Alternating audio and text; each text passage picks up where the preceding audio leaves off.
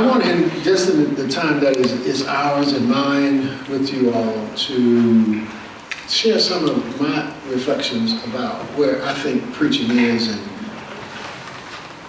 I selected a few books. Frederick Buechner has really been instrumental in the latest years of thinking about preaching, because he dares to argue that preachers have not been honest. And his argument is, and succinctly, that we're not honest about the absence of God.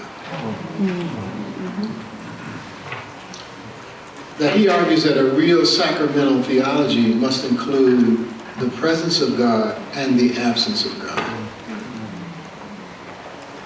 And if you can't account for the absence of God, then you're missing a critical component of the experience of many of the people that you're preaching to, because they are experiencing the absence of God. Now, he argues that the absence of God is a precursor for the presence of God, so that we are not left alone in the absence of God. But if you can't really feel the despair, you can't really feel the joy. And that a fuller theology is to accept both the joy and the despair. The great blessing of worship and praise and the pain of disappointed living. We're having a conference. I'm thinking about our conference for mixed method preaching. Preaching as mending broken hearts and broken dreams. And he has the audacity to argue, I got it in the quote, let me read it. That would be a strong argument for saying that much of the most powerful preaching of our time is the preaching of poets, playwrights, and novelists, because it is often they, better than the rest of us, who speak with awful honesty about the absence of God in the world and about the storm of God's absence, both without and within, which, because it is unendurable, unlivable, drives us to look to the eye of the storm, and the eye of the storm, he believes, you'll find God. So I'm really of the conclusion that much of the preaching that I hear isn't deep enough. And when I say deep enough, I mean it does not encompass the absence of God. It is unwilling to look at despair. I come out of an African American preaching tradition, African American religious tradition. And we are a traumatized people. We have been traumatized by this American experience. And traumatized, the trauma has been passed through generations. Right? And so, in some majority churches, and I know this because I've preached in them more. So let's say on Good Friday. In my church, they may have a Good Friday service, may not have, but whatever. Let's say Monday, Thursday, Good Friday.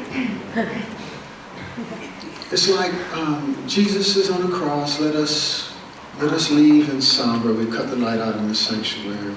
We're in holy reverence. We're Jesus. In the black church, you have 7 sermons.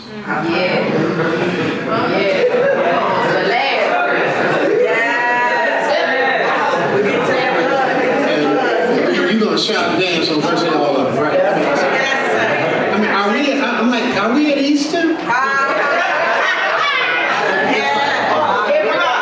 Jesus is on the cross, but we don't leave Jesus there. And it has something to do with the fact of our collective experience of being on the cross. We don't like to stay there long. So it's going to be high praise and high worship. You know, Easter is anticlimactic. Good Friday is when we get them up. And that has to do with the levels of trauma. Yes. So which the tremendous pressure in the African American church to close and leave them standing and shouting is tremendous. And I've seen good sermons wrecked by the temptation to leave them standing and shouting. Or I've seen people, you know, they go on YouTube now, they don't even watch the substance of the sermon, they watch the close. And so I remember I was teaching, Fred Craddock has a book, article in a book, and it's called 13 Ways to Close a Sermon. And when I thought there was only one way to close a sermon.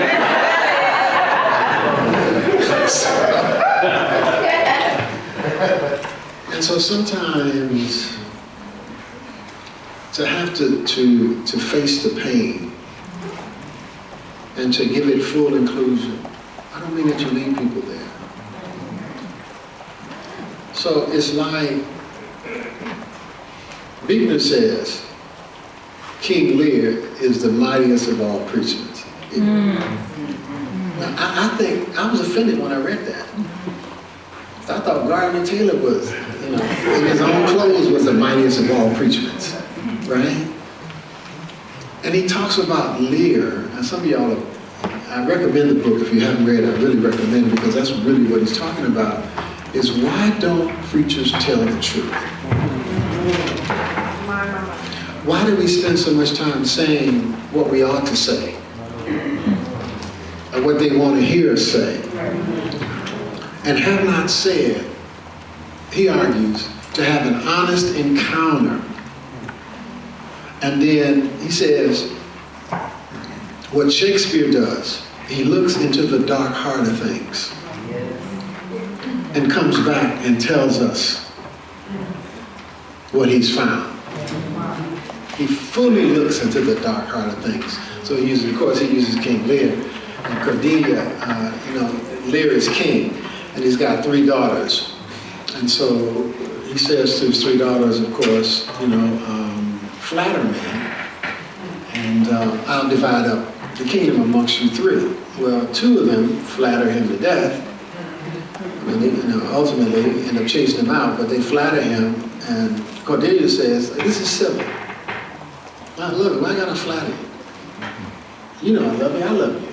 I don't need to, why do I need to flatter? So she doesn't flatter. He divides the kingdom up and gives her less, because she doesn't flatter him. Right?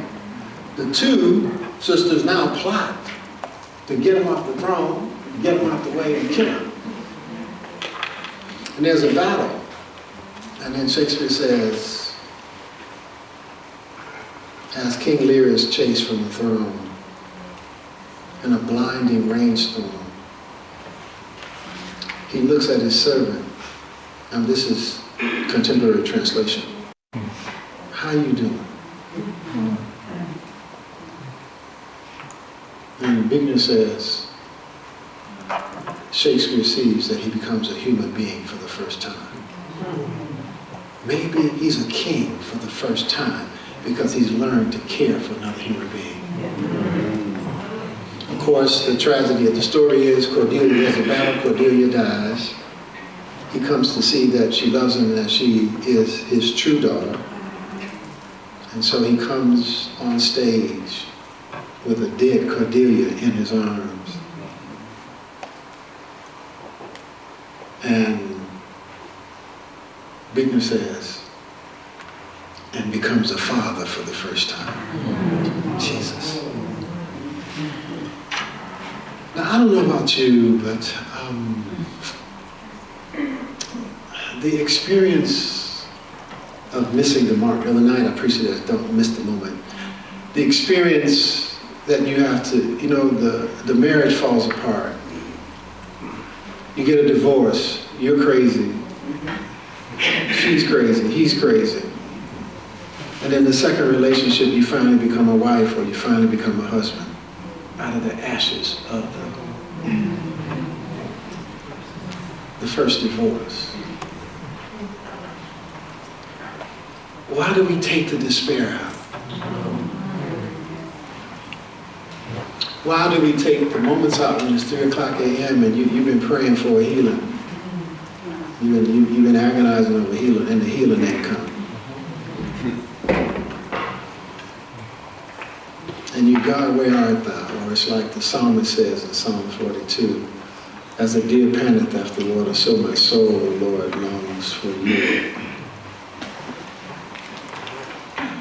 And then the next line is, where can I go and meet with God? Does God have a secretary? Does God have an executive assistant? How can I get that?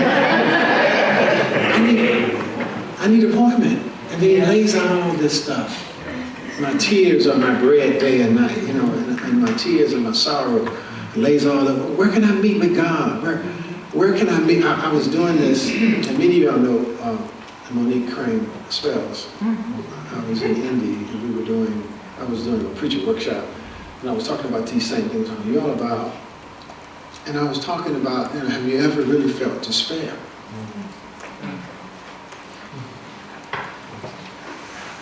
And the voice of God is not present. And it's just you. Am I the only one in here? And so I was just saying, what do you do at that moment? And how do you harness that moment for your preaching? Because many of our members feel that. Yes. Remind me, we'll come back over there, guys. I want to tell this. I was preaching like this at a church, and I come down to the backside of the sermon, and I said, well, what is it that you really want to say to God?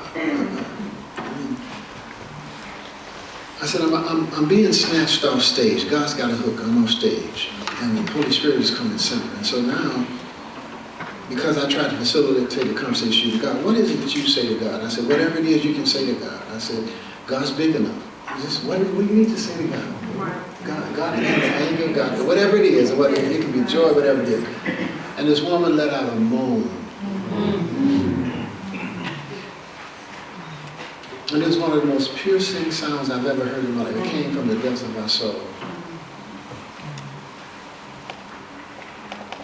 And I sat in silence with her, and she cried. So come to find out that her husband was a deacon. He had Parkinson's. It's the 3rd year now, and she's been a caregiver. And that's what she wanted to say to God. And I told the people, I said, because she wasn't the only one, when the tears went through that place. And I said, the Bible says, let us mourn with those who mourn and rejoice with those who rejoice.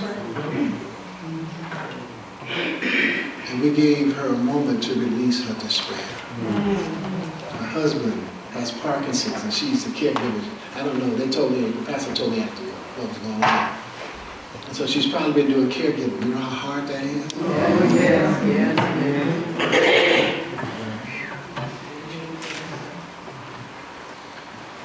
So when we come to these places of despair, Monique said, what happens is if I'm really quiet.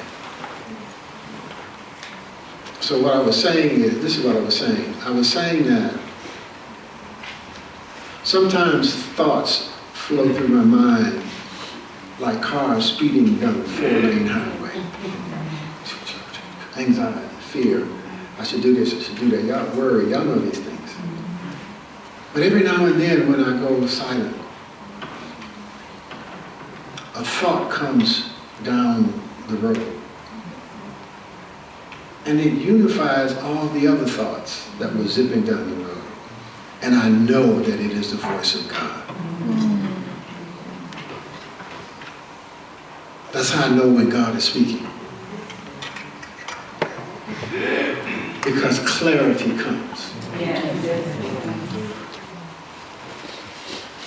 I was saying, what when you are used to, but the clarity doesn't come? Monique said, sometimes in the pain, a thought I did not want to think, a perspective I did not want to acknowledge, a truth that I could not face. And the only way that I could face it is to come screaming in the darkness of despair.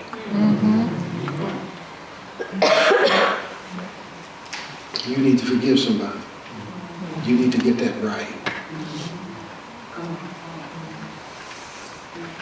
You've been pretending you're innocent, but nobody's innocent in this.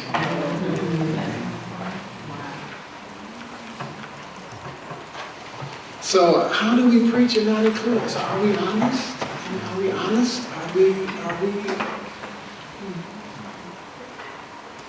Are we honest? And can we get there if we're not willing to be transparent and vulnerable? If you can't be transparent and vulnerable, I mean appropriately vulnerable. I mean, don't bleed on the people. I mean, get people to get a therapist, would you? We'll pay for it.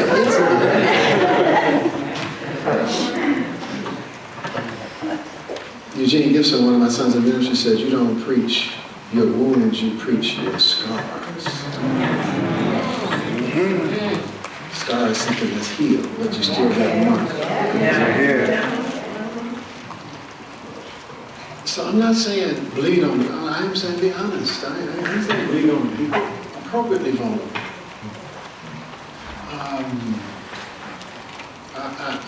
I had a bunch of examples. It's amazing to me that one don't come to me. Usually when I'm talking like this, I got vulnerability all over the place. Transparency, vulnerability, because there's too much work to pretend like I got it all together.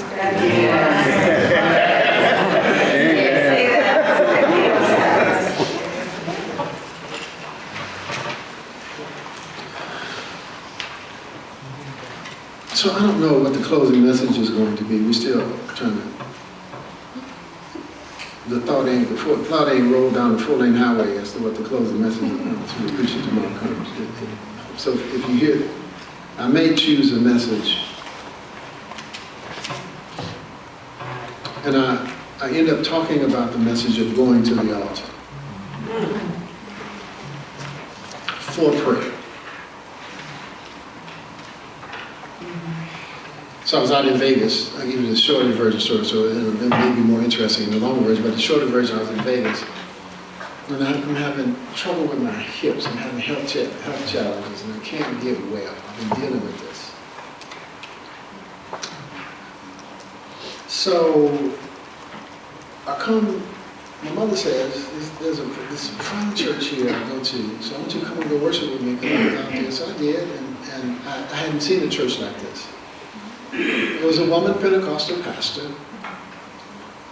and at the end of service, they had a profound prayer time. She had trained people, so you know how traditionally there'll be an altar call. I don't mean for salvation, I mean for needs. And so the pastor tries to lay hands on all the people. You're there an hour and a half after service because you laying hands on all the people, right? She had trained these folks, her ministers, so when she made the altar call, she prayed, everybody got a personal prayer. I knew this because my mother's clergy person, and that night at 6 o'clock, she had a training for people, for ministers in the church who wanted to learn how to do altar prayer. Right? So my mother was going. I started to go. I wasn't a member of the ministerial team. I didn't want to just crash the thing, right? So I didn't go. So listen, they trained us. They said things like, people are coming in response to the prayer. That's what they're coming in response to. The preacher has preached the word, and they're asking for prayer relative to the word. So you don't get people down there and you feel anointing that God show you that they're getting ready to be a millionaire, so you prophesy. No, that ain't your job. Your job is to be in line in your prayer with what's preached. Yes. She said they taught them how to appropriately touch people. Very, very practical things about prayer. And so I'm watching this. I'm watching it. It was powerful. It was absolutely. So I was staying another week. So I said, well, next week I'm going. I'm going to go down and ask for prayer. I'm going. Well, the message was one of these backslider repenter.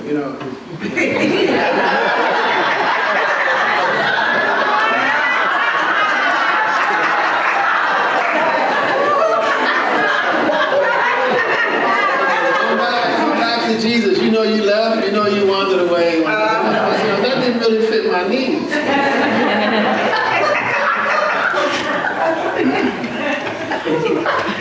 So my mother said they would have adjusted. So I went home. So 2 months later, I came back to see my mother. I stayed 2 more weeks, and so I went to the service. So I said, the first week again, I'm going, and then I didn't go. So my sister said, talk to me about why you didn't go. So, well, it's probably because I'm Dr. Frank Thomas. That might be a good reason. I'm used to praying for people. I'm not used to. I need altar prayer. I don't.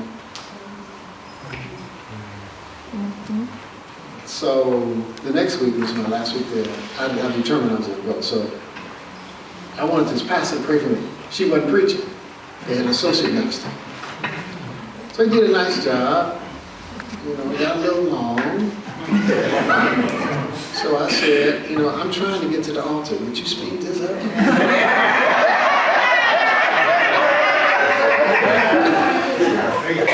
I got the message, right?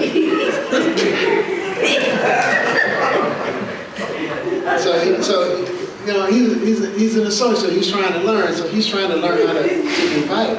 So he transitioned to the message. It was a little bumpy, but I was there. I got up. So he was surprised I came so fast. So I grabbed my mother and my sister. We all went. The three of us went to the altar.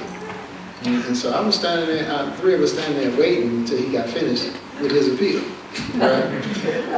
So he was done, and what were we doing? Okay, I'm here, I'm on prayer, right? So he closed it, and people come. So I go down and I lay flat down on my knees first at the foot of that altar. I wasn't Dr. Thomas. I was a person who needed prayer.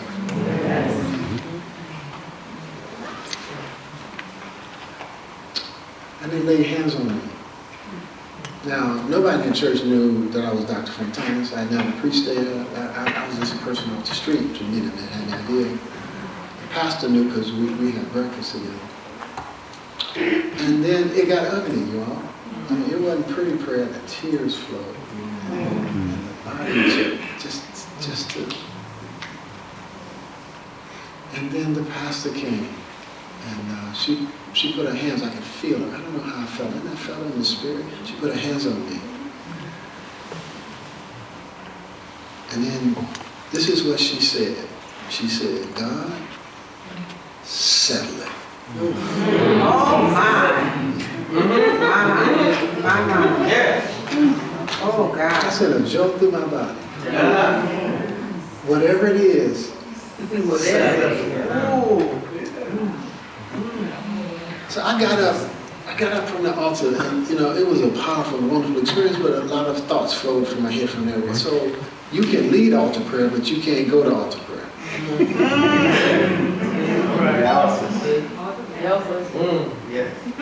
Or who do you go to? Yes, that's it. Yes, sir. Now, I might not preach this, but if I preach this, it's called, the name of the sermon, I mean, it's not maybe the closing word, I think it is, but it may not be. It would be called, You Better Get Some for Yourself.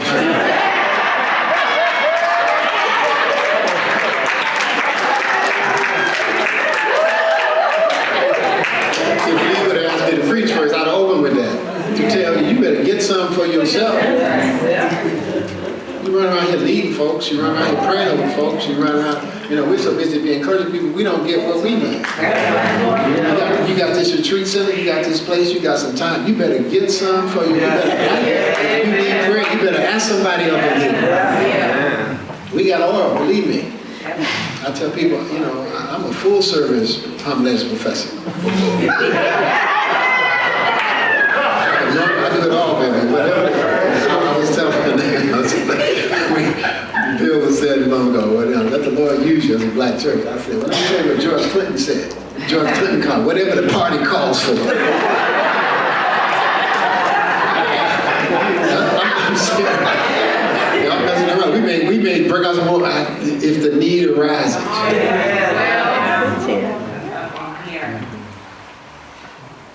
So I close the sermon with that. God settled it. Phew. And I asked the question,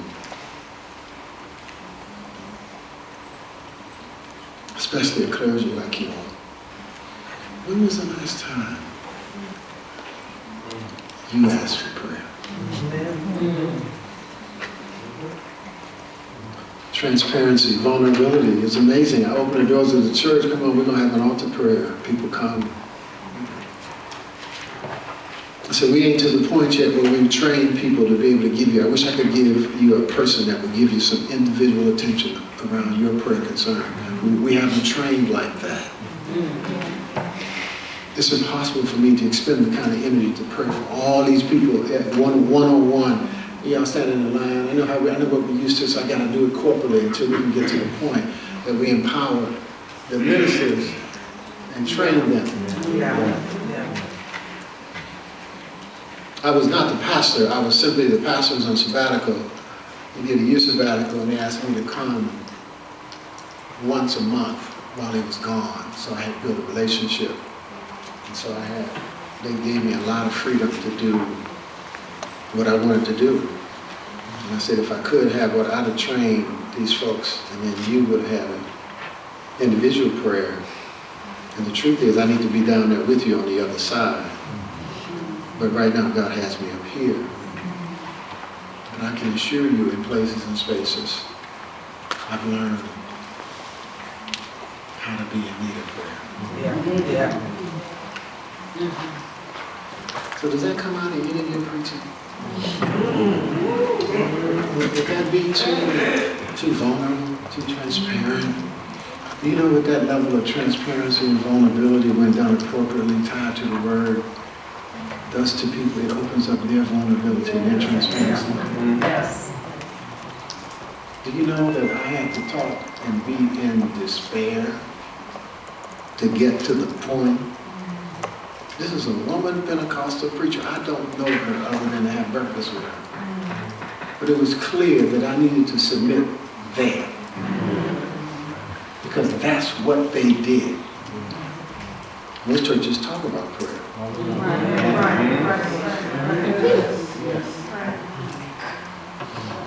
Not a large church, not a mega church. Fairly small, maybe middle size, maybe.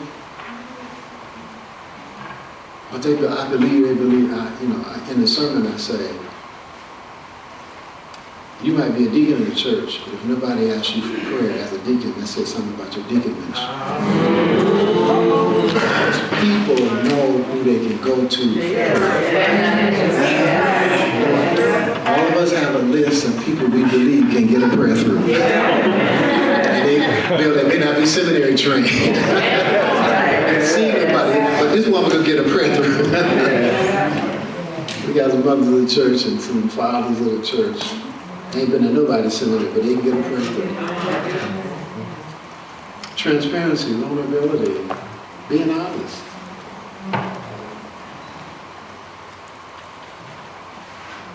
About the despair. About the loneliness. And I mean appropriately. I don't mean your I love these texts where Jesus says, "What you got to eat my flesh," and y'all know the text. And half the church leaves. Then he turns to the disciples and says, "Will ye go away also?" I can preach that up a storm.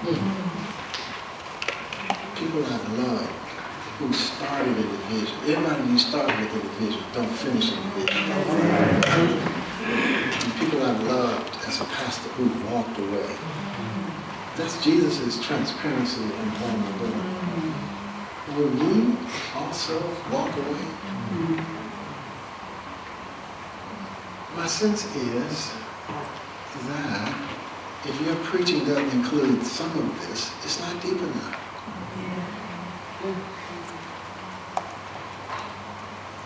We got people sitting out there who are gender fluid.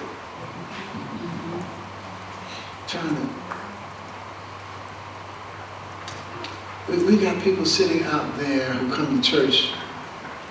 I think Bittner explains this. If you get a chance, read it, please. He talks about all of this. He opens with Henry Ward Beecher.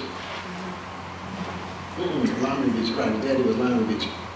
And he's the lecturer at the first lecture series of his father, named in his father, Lyman Beecher, at Yale. And he's about to lecture, and he's had an affair with a woman, and it's about to go public. And so he's shaving to prepare for the lecture and cuts himself. And Bittner talks about how the gospel covers him and them. And talks about how we come with many broken places. It's just the most honest, and he's not a preacher. He's talking about the levels of honesty and vulnerability that are behind some of the most powerful sermons. So I'm at 9:45, which we've got about 15 more minutes. So I think I want to stop here and take some of your comments for 15 minutes. And then send you to the group and we come back.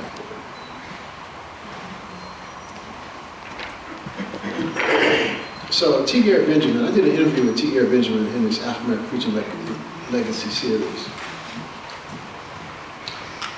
And he said, we were closing out the interview, he said, I want to tell everybody about the secret of Frank Thomas. You know the secret to Frank? He said, I finally got this figured out. Some of y'all saw this? What did he say was the secret to Frank Thomas? Anybody saw it? The disarming way that you are able to have people go to a place that they weren't trying to go.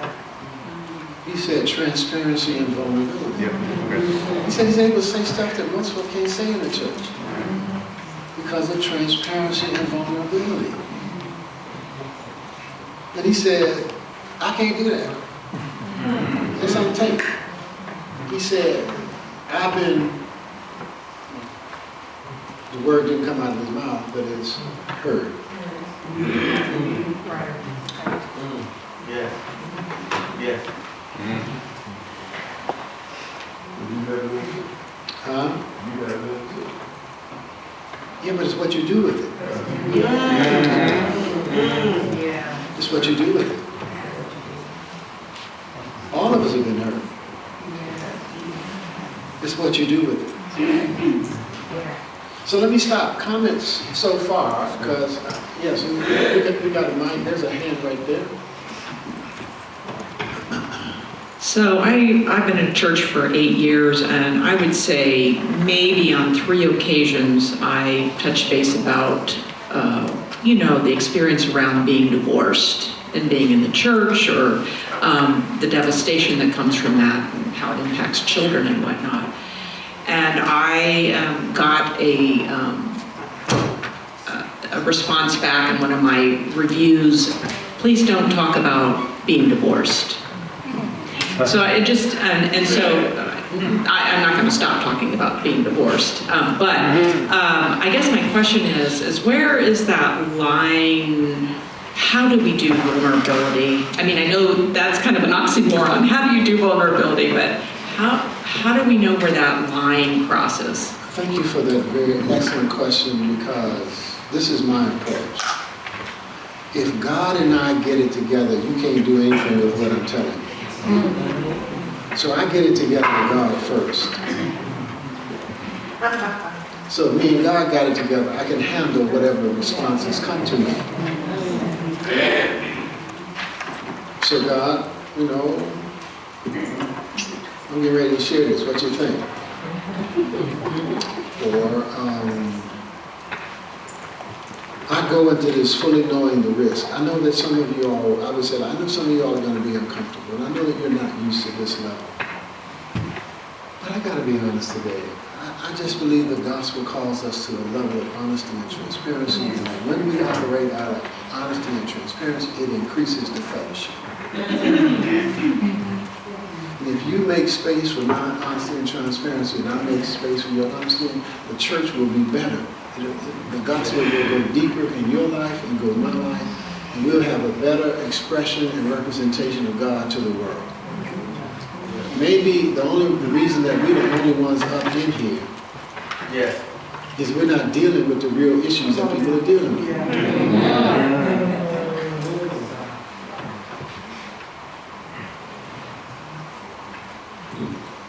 So I did this for, I'll do it quickly, I did it for the group on. I was in Memphis at Missy Boulevard, so I was on board with a director of marketing for St. Jude. So I had the courage to ask her, I said to her, you all are kicking our behinds in mobilizing volunteers and raising money. You all are the gold standard in the country for mobilizing volunteers. And how are you all doing that? She said, nobody can beat our cause. She said, we offer health care to children regardless of race, nationality, and ability to pay. We don't think anybody can beat that.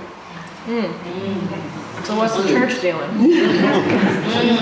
So I said, Jesus is my cause. And this is what she said. Jesus doing what? We offer health care to children regardless of race, nationality, and ability to pay. That's what we do. Yeah. What do you all do? I said, what we do is maintain our own church. That's what we do. Jesus to keep the doors open. That's what we do. Jesus to keep worship like I like it. That's what we do. Jesus as an escape from the real world. I used to say that what we wanted is hot house. Where the temperature is regulated at 72 degrees, so we can grow, and we don't want to let any cold wind in. God smashes the window when cold wind comes in. Cancer comes in. A broken relationship comes in. Laid off on your job comes in. Life comes in. And so if what we're doing is maintain, if my preaching is to maintain the church, and I realize we got to eat. I realize all of that. I'll stop talking. Another comment. We got one right here. Yes. This sounds a lot like St. John of the Cross, Dark Night of the Soul. Yes. That the absence of God is actually a deliberate move of God because faith only grows in absence. Because before then, it's easy to believe because God is present, but that God's absence is necessary because it's not actually faith if we're seeing the person right in front of us. So how do we help our people and ourselves not be afraid of the absence as a sign of judgment, but rather as a sign of God's hope for us? I think you have to model it. And I really think that there are some who are not going to like it. So the question is, can you get enough people to like it? So with all this vulnerability and transparency stuff, we were able to attract enough people who wanted it and liked it to overwhelm those who didn't. So I'm in here saying everybody's welcome. I'm here in here saying I don't care, gay, straight, same-sex, trans, drug dealer, I don't care. My job is to preach the love of Jesus. And I would say this, I said this to the group over the weekend, that my approach was, I had two kids, I had two kids. And what if they wandered on a path that I didn't agree with or didn't like? Whatever it was. What if they were in LA and I'm in Chicago, I'm in India? And I haven't heard from them because we disagreed about it. Because they weren't walking the way that I thought they should go. I want them to wander into your church and hear the love of Jesus. So that's what I preach for somebody's kid who wanders up in here. You know the only way I got away with it? The only way I got away with it is the women in the church would come to say, I ain't heard from my daughter in 3 years. There was an undercurrent of kids who had same-sex children that nobody knew about, but mama is knowing about. And mama wants that child to be reached. And so it's like something went over some of the women in the church that gave me freedom to keep doing it. In most places that you would not expect. You know, there's still a tremendous lot of work to do, still closed, but there was a crack. Particularly I'm in LGBTQI stuff now right now, particularly in churches where it's don't ask, don't tell.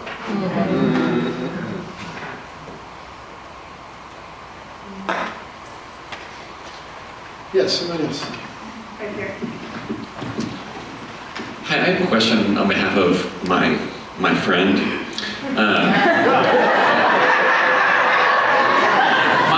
My friend is a very vulnerable preacher, Yes. and he's been through some experiences where when he has been vulnerable, that has been weaponized against him. And maybe my friend has some friends here. And I try to tell my friend, well, it says more about them than it does you if they weaponize. So I'm wondering, what might you tell my friend who's had some of his vulnerabilities and transparencies as a preacher weaponized against him? I would tell your friend two things. First, Jesus got thrown out of his home church.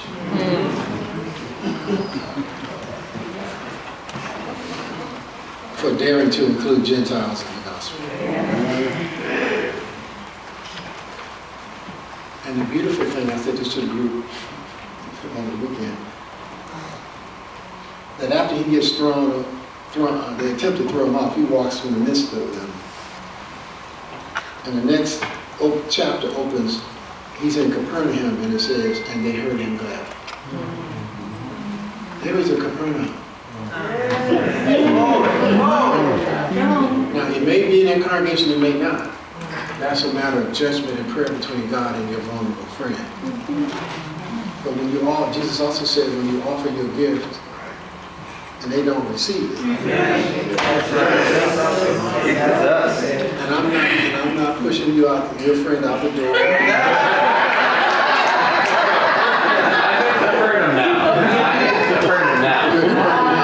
My friend.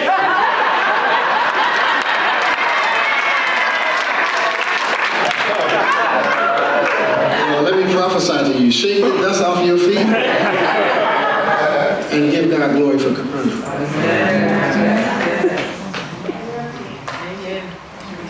Because if you cannot, if a number in the congregation does not respond to it, it's not the few, it's will the many speak. And if the many will be quiet, then they're conspiring with them. And it might be why the church ain't growing.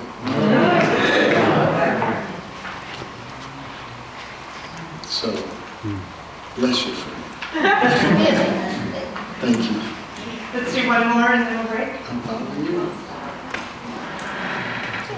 One thing that is also taboo in the churches is mental illness. So in my new congregation, when I started with them, I felt called to share my own story of mental illness, depression, anxiety.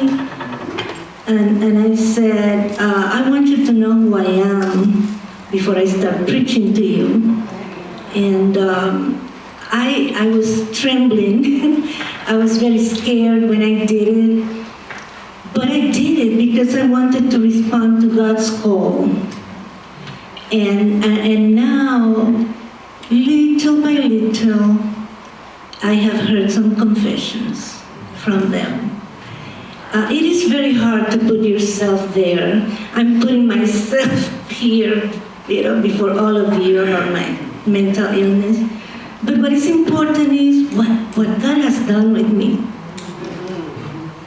Ever since, I was going through those times, and the more the darkness, the more the joy and the love that you have for Him, for Jesus. So I am pleased and I am glad that I obeyed. And yeah, it is very difficult to put yourself out there, but I take it as a practice. Every time I'm in a group that feels safe with people of faith, I share who I am and what I've been through. But what is important is who I am now. Right. That's it exactly. It's risky. So let me say this right before I go back, the last comment. You see, I said this in preaching class. You cannot not tell your story. Right.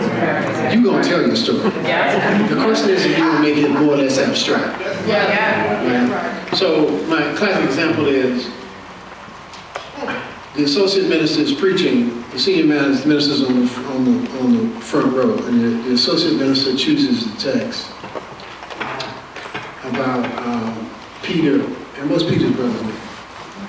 Andrew. And he says, Peter gets all the credit, but Andrew does all the work.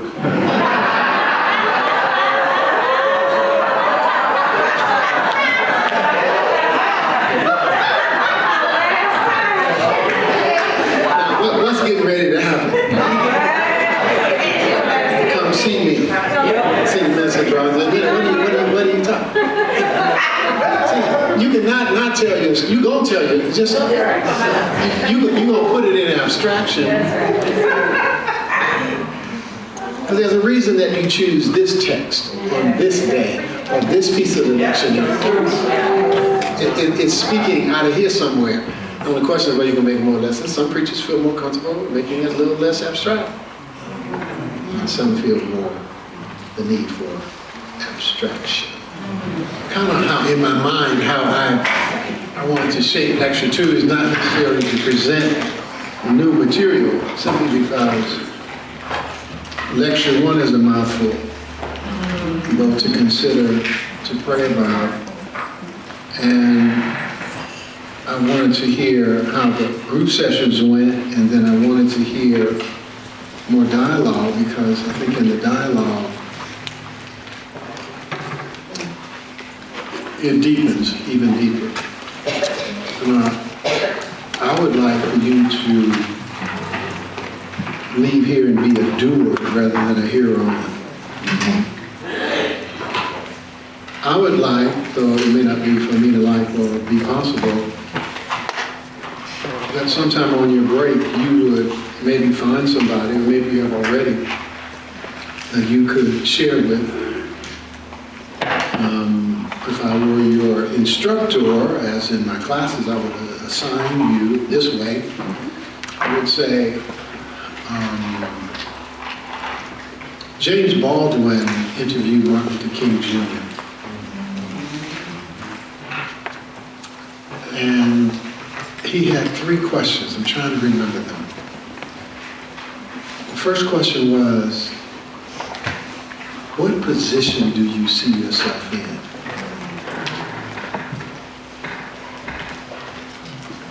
The second question was, how do you bear up under it?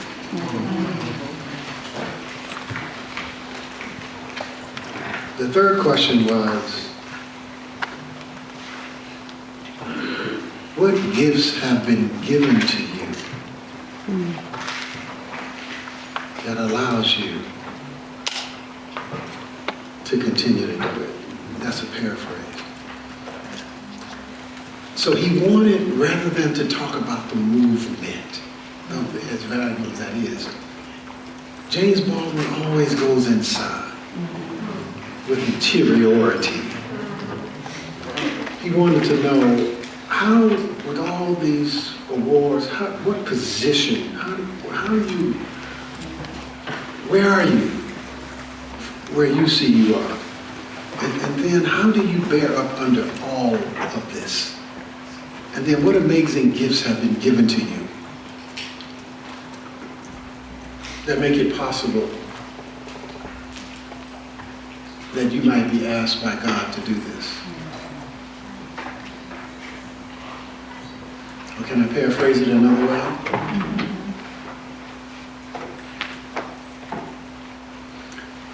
This is not in the cycle. This is Jane Barnes. This is Chapter of the book of Galatians. how do you feel about how you've been, how do you feel about what you have been asked to carry? If carry is the Latin word for suffer. When you go to the root of suffer in Latin, the burden that you've been asked to carry. And I would say, you got a half hour, you got two people, you got a half hour on one side, I want you to answer those three questions. And then, after a half hour to the switch, you got a half hour on the other side, I want you to answer those. And it is some of the most invigorating conversations that I have heard report to me, because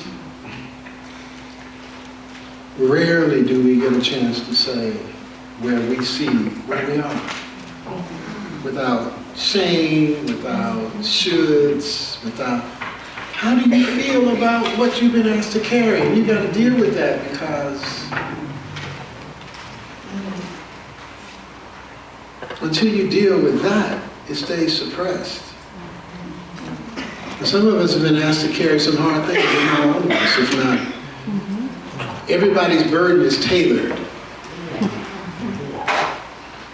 So, if I look at Bill, particularly from the outside in and we ain't talk, it looks like his burden is light. But I'm intimately knowledgeable about my burden. It feels heavy. But when I talk to Bill, if we just share, we might find his burden to him. He's been asked to carry something. God is a call. We call it a call. We've been asked to carry a cross, if we really get tangible about it in terms of Jesus. Pick up your cross and follow. We've been asked to carry a burden. How do you feel about that? And if you haven't sorted that out, then you can't enter the pulpit and be vulnerable. Because our true feelings sometimes are, I've had it. Or, I'm surprised that you continue to ask me to do this.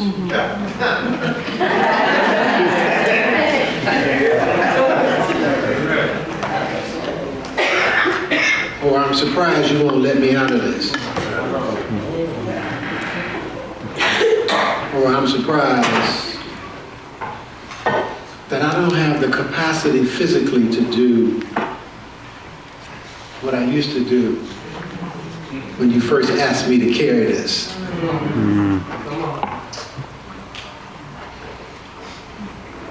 I was with Jorge Morales, and he said, Frank, I'm just thinking about this.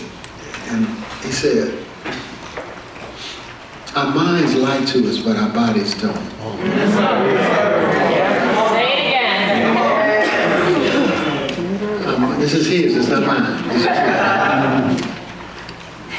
He said, our minds will trick us and lie to us. And when we ignore our bodies, we run past stop signs. Because our minds tell us we can do this. She says, I'm working on a theology that says pay attention to your body, because your body don't lie.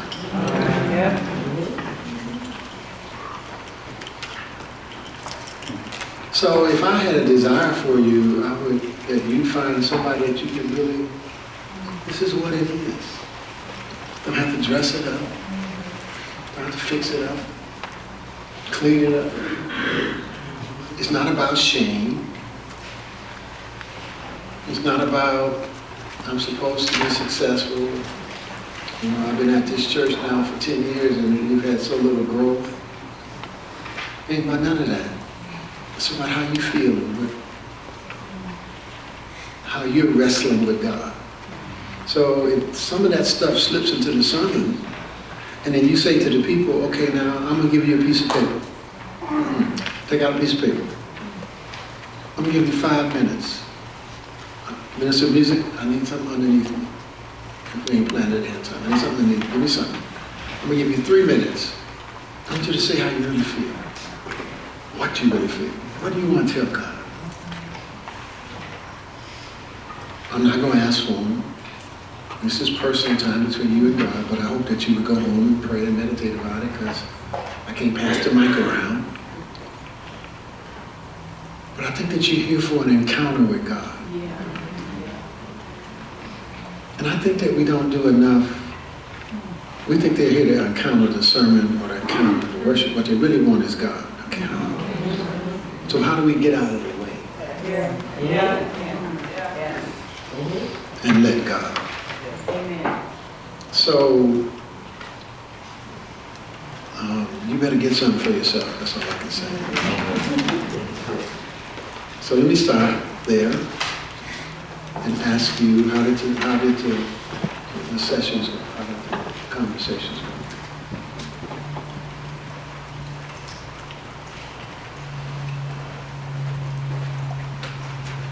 It's okay with me if you don't talk. I'll keep talking. Yes.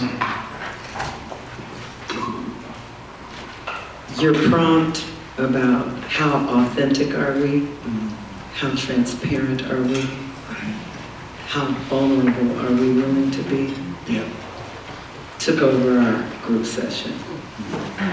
And we all had to be transparent with each other.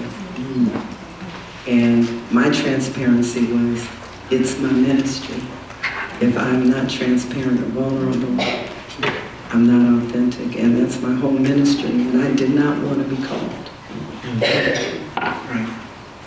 But my tests are my testimonies, and my mess, those are my messages. And that's what we shared, was the prompts that you asked us. Were we truthful? How authentic are we? How vulnerable are we willing to be appropriately transparent? And it was an excellent session. Good, thank you for sharing that. It's amazing to me that you don't have to bother with Gen Z, Gen X, boomers. Authenticity rings with all of those crowds. Especially the young ones, especially us. If you're not, they'll shut you down in 2 minutes. It's like they have a believability. Most people have a believability meter, but because we support the institution, the older crowd will stay with you a little longer, even though we know you ain't believable. So we're asking.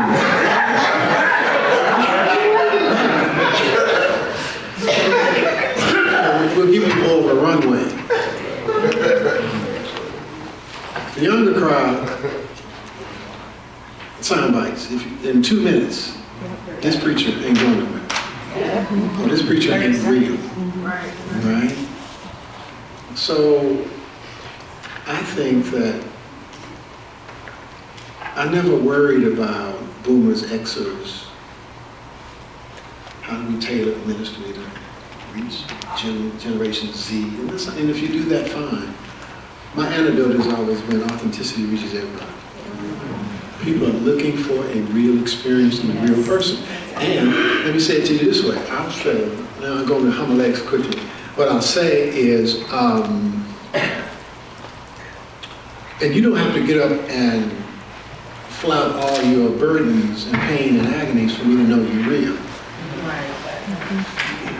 A person that's a master baker or a really good baker, when they don't put out, they put the cake out there, they don't put the vanilla and the butter and but if it ain't, butter ain't in it, you know it by the taste. You hear what I'm saying? If authenticity ain't in it, we know it by the taste of it. We don't know what ingredient. My wife look out, what's wrong with this? she'll listen to somebody preach, she'll take notes, and then all of a sudden she'll put a pen down and she'll close the book. I'm like, what? And I know that's the same. I was sitting there watching, even on my stuff. What? Look, you don't close a book on me.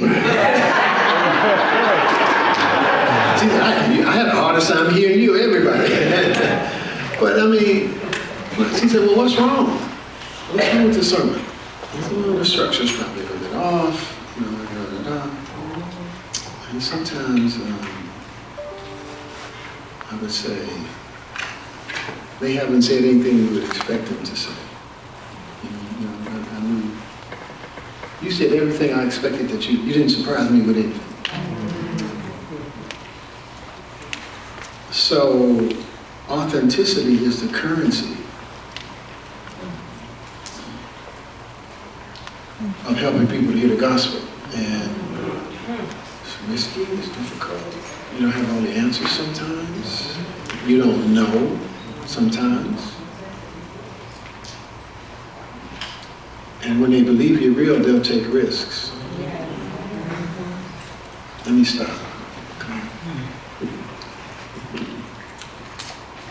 You know what I'm going to ask?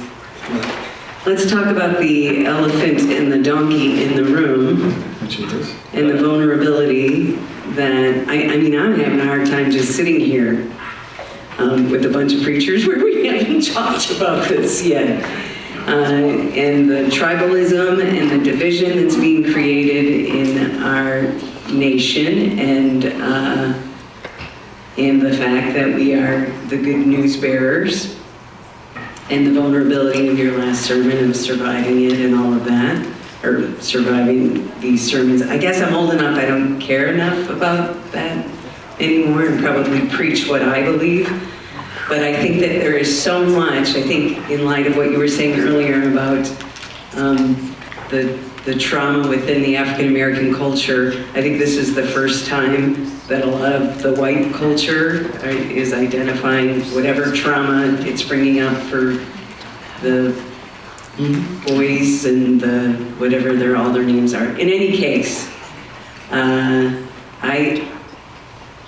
I feel it the minute I walk in my church every Sunday, and every call I get, and every prayer request, and I want some direction. I'm tangibly,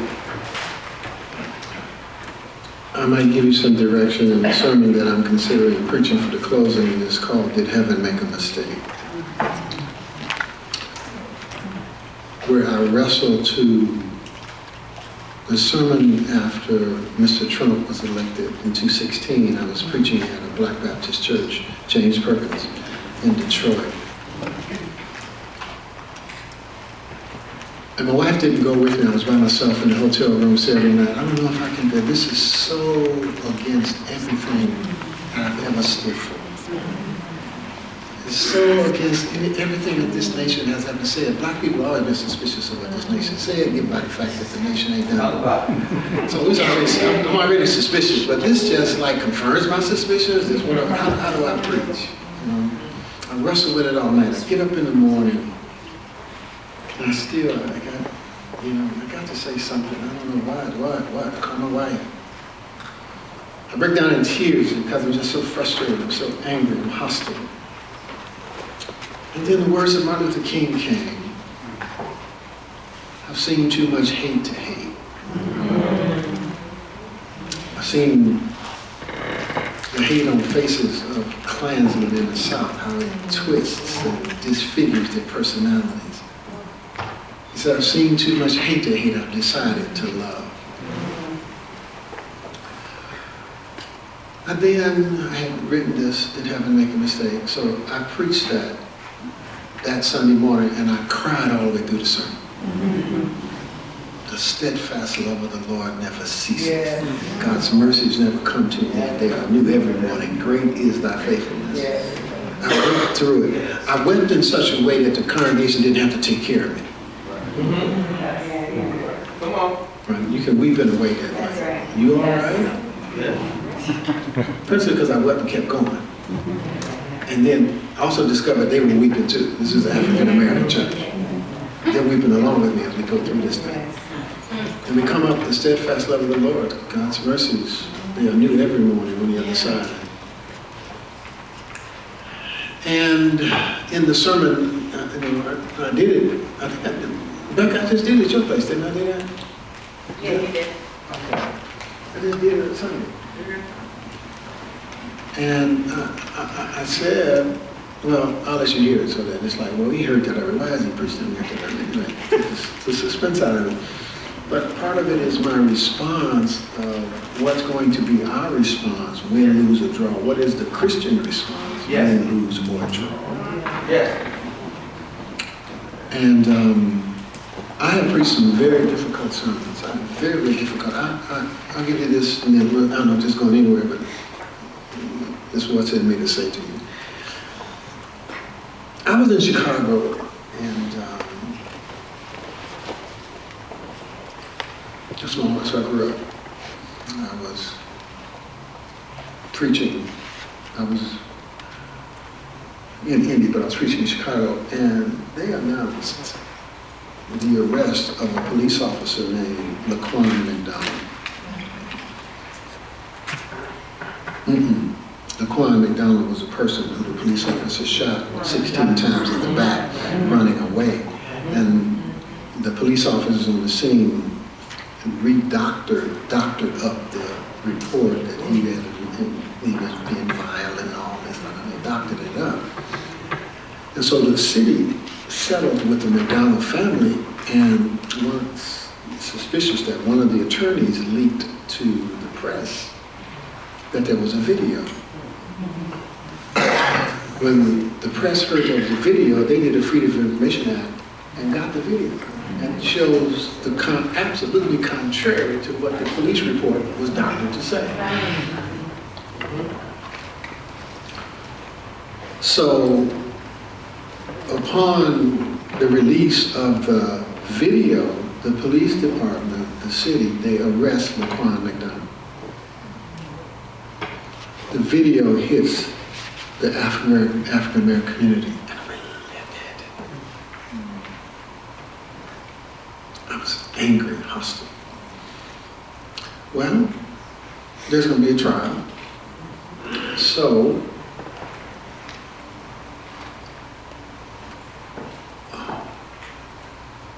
I was back in Chicago,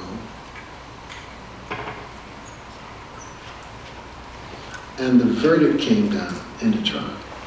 But you could read about it and watch it. So Laquan McDonald was put on the stand. I'm wrong. Keep getting it wrong because my mind is crisscrossing. I'm doing 5 things in my head while I talk. They put, the police officer's name was Jason Van Dyke. I'm watching this, and the wife of Jason Van Dyke gets on the stand, and she says, we're scared for my husband was scared for his life. He said, my kids, when they go to school, your daddy's a murderer, they're being taunted. She says, we're scared somebody's going to kill him. And with tears running down her face, she asked for mercy. Full measure of mercy from the judge. They put the mother of Laquan McDonald, who was killed, and she says all that the pain that her family had been through, and that she wanted punishment to the full measure of the law. And she weeps. I was moved by the tears of Laquan McDonald's, of Jason Van Dyke's. Her kids. And then she said something that offended me, but she said, he's only doing what he was trained to do. That's what she said. Other than that? Yep.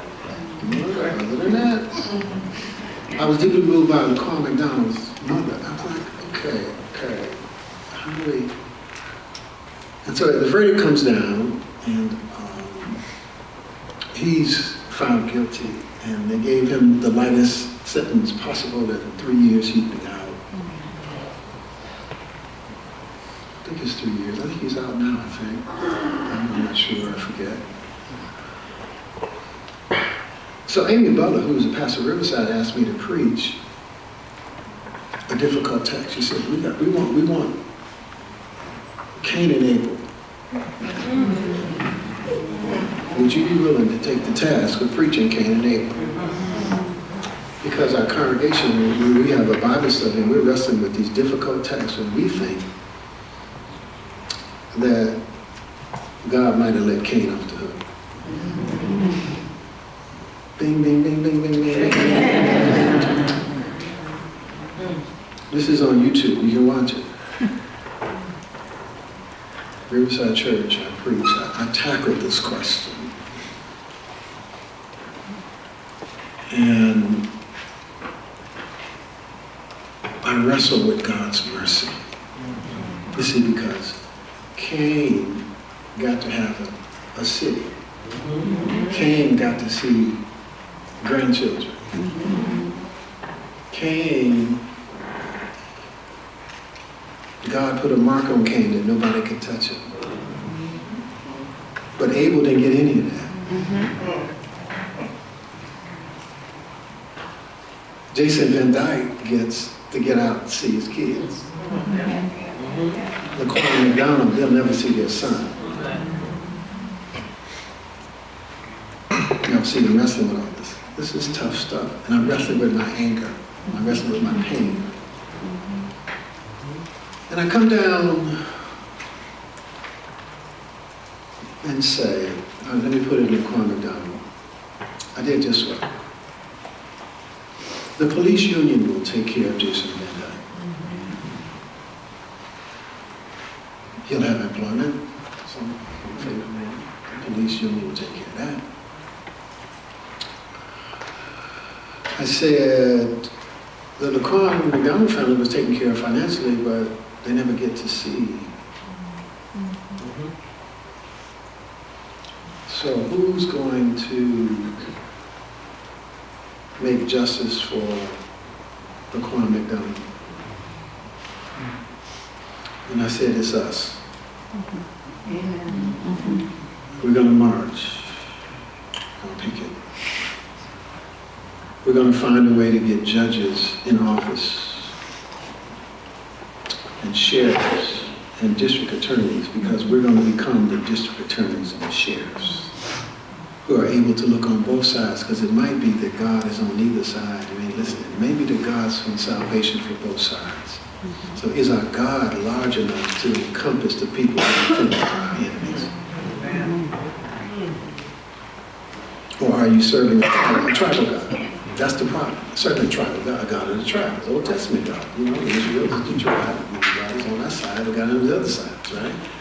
Jesus Christ is the fulfillment of the revelation of the fullest of God, which means love. And so God wants everybody to be saved. God might be on everybody's side. As much as I love God of the oppressed, I love God being on my side of the oppressed person. That may be true, yes it is, but God may also want to see not just the oppressed get saved, but you know folk get saved. So, what's to be our posture? What's to be our attitude? And I say, somebody has to be concerned with pulling the nation together, because whoever wins, 50 million people, or however many, ain't going to be feeling it. Right. And so what is our responsibility? Well, if we serve the tribal God, it's to jump up on up and down and celebrate. And, we got the power now. We get ready to control. We get ready to ram all kind of stuff down the throat because we got the power. Because what we really want in Christian nationalism is power. Jesus at all. It's about power, being in control. And we only believe in democracy if we control. But black people have known this for generations. We've never been fooled by any of this language. At all. And we've done an amazing job to support some of it and keep working, keep pushing the culture to what you say is true and what you say, we believe it, you just can't live it, but we're going to try to help us all get there. So I think I said Sunday morning, Rebecca could be, she's the authority, heard what I said. I said, I think it's both of our calls. If we're serving a Christian God, the God that I serve, is to find some level of kindness.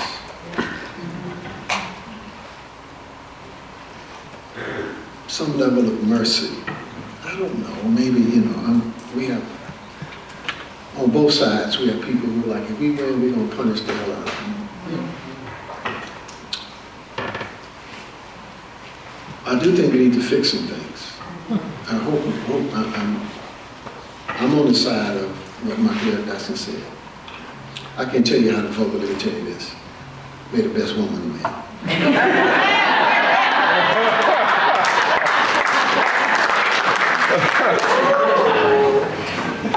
We need to fix some stuff. We need to fix some of these voting laws. Y'all know we need to fix some stuff. These women's rights issues and health and all this crazy legislation is just absolutely absurd. We need to fix some stuff. So I think where I am, what does the God that Jesus revealed demand that I do? Now, I say, win or lose, we got work to do. Lose, we're going to fight every inch of the way. And we're going to fight in Christian decency and in love. We're not going to throw bricks and bottles. We're not going to burn up stuff. We're not going to get violent. We're not on a revenge tour or all that silliness.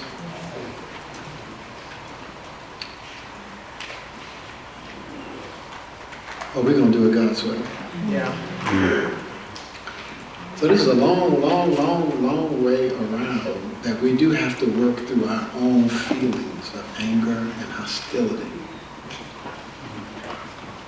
To get to that Laquan McDonald, I forgot, I'm trying to think, what was the name of the message? Does anybody see it? I don't remember. It's at Riverside, and I can't think of what I called it. But I remember opening up with stuff like, I'm getting ready to address this issue, and I don't want anybody to think I'm anti-police. I'm not anti-police. I'm anti-bad police. Just like I'm anti-bad teachers. Just like I'm anti-bad parents that molest children. Police don't get a pass because they're police. And then I would say, as a matter of fact, it's going to take the police to get me out of here, some of the stuff we're ready to say. Because we're going to address the issue. We're going to deal with it. And I did not know how it was going to go. So I had to work through my own hostility and anger as an African-American person. And try to come to some place that I could represent a God that is the God over Jason Van Dyke and the God over Laquan McDonald. And so when I got through, they started clapping. So I was like, oh my God, I sneak God. Thank you, let me sneak out of this one. I'll think of the name of the sermon in a minute. I can't think of it. It's Keynote. It's called Keynote. Yeah, so it's on YouTube. You can look at it. You can see me wrestling. And I wrestle with that thing. But I wrestled with it in honesty and integrity. And I was unarmed. I can't get this. Your truth has to be unarmed. You have to do the work in the back so you're not armed. You know when I'm armed, you got an attitude. I ain't gonna say you got to get them anyway, but Martin Luther King, Walter Wink, unarmed truth is redemptive. So what do we mean by unarmed truth? What can we got 3 minutes before we gotta go? When we say unarmed truth, what strikes you? I want to pass the mic because I'm trying to define it. Tell me what does that mean? You're not looking to punish. Not looking to punish. What else? Unarmed truth. A truth that'll restore. A truth that'll restore. Not defensive. Not defensive. Nonviolent. Nonviolent. What else? Yes. not about lording it over. It's not about lording it over. What else? Swords to plowshares, tools for growth. Swords. Unarmed also means unarmed truth. Truth means we tell the truth. We don't not tell the truth. We're just unarmed in our telling of the truth. So some people think that unarmed means we don't tell the truth, or we Mickey Mouse around the truth. That's not necessarily true. So you all are doing, yes, come on, tell me. I saw a hand there. A vulnerability that has to do with authenticity. Being completely out there. Right. So as, I got another minute, so as I go to my seat, Black church, one stand up, take the mic. Tell me, can you give me a B flat, please? So I can close this service. On the hill called Calvary. Unarmed truth, man. You could stretch it out. And he died. All day Friday. All day Saturday. You bring it to right early. So. My point being is, I think we serve an unarmed Savior, and I think we serve a vulnerable God. That don't mean wimp. Because it's hard, the woman they have a hard time with the redemptive, in terms of suffering. That black women have been asked to suffer and suffer and suffer and suffer. So you easily can justify more suffering by saying Jesus suffered. But I hear that, but that's not what I'm saying. I ain't telling black women to suffer. I'm saying that we fight with weapons that are not common. Yes.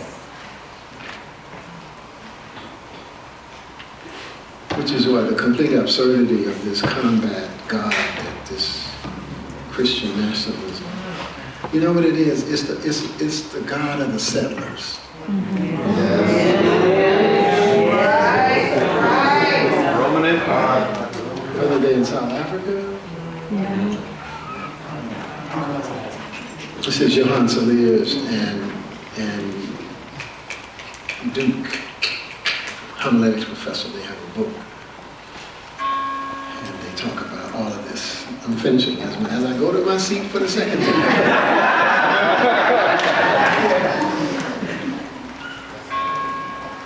We serve an unarmed Savior that fought a battle for truth. I'm trying to figure out if Mr. Trump wins on Tuesday. How can I still be a Christian?